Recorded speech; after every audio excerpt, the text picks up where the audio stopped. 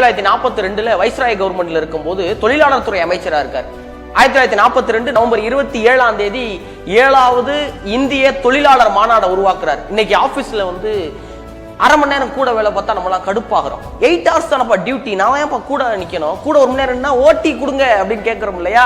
அந்த கேட்கறதுக்கான முதல் சட்டத்தை ஏற்றுனது அம்பேத்கர். அதுக்கு முன்னாடி 14 மணி நேரம் வேலை பார்க்கிற சட்டம் இங்க இருந்திருக்கு. தொழிலாளர்களுக்கு 8 மணி நேரம் வேலை வாங்கி கொடுத்தது மட்டும் கிடையாது, அகவிலைப்படி, தொழிலாளர்களுக்கான காப்பீடு, இஎஸ்ஐ மருத்துவத்தில் இன்னைக்கு எத்தனை ஏழை தொழிலாளிகள் போய் மருத்துவம் பார்த்து தங்கள் உடம்பை சரி பண்ணிக்கிறாங்க.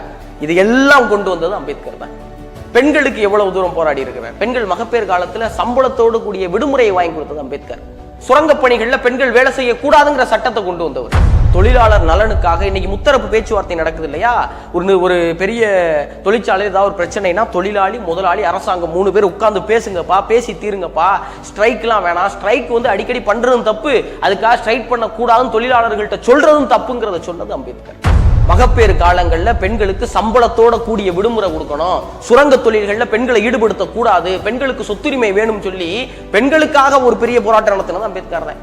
ஒடுக்கப்பட்ட மக்களுக்காக அம்பேத்கர் குரல் கொடுத்தார். ஆமா, அது சாதியால ஒடுக்கப்பட்டவர்களுக்காக மட்டும் கிடையாது, சமுதாயத்தில் ஒடுக்கப்பட்டவர்கள், பாலினத்தால ஒடுக்கப்பட்டவர்கள், சாதி சமநிலை இல்லாம ஒடுக்கப்பட்டவர்கள், எங்கெல்லாம் ஒடுக்கப்பட்டவர்கள் இருந்தாரோ எல்லாருக்கும் போராடினவர் தான் அம்பேத்கர்.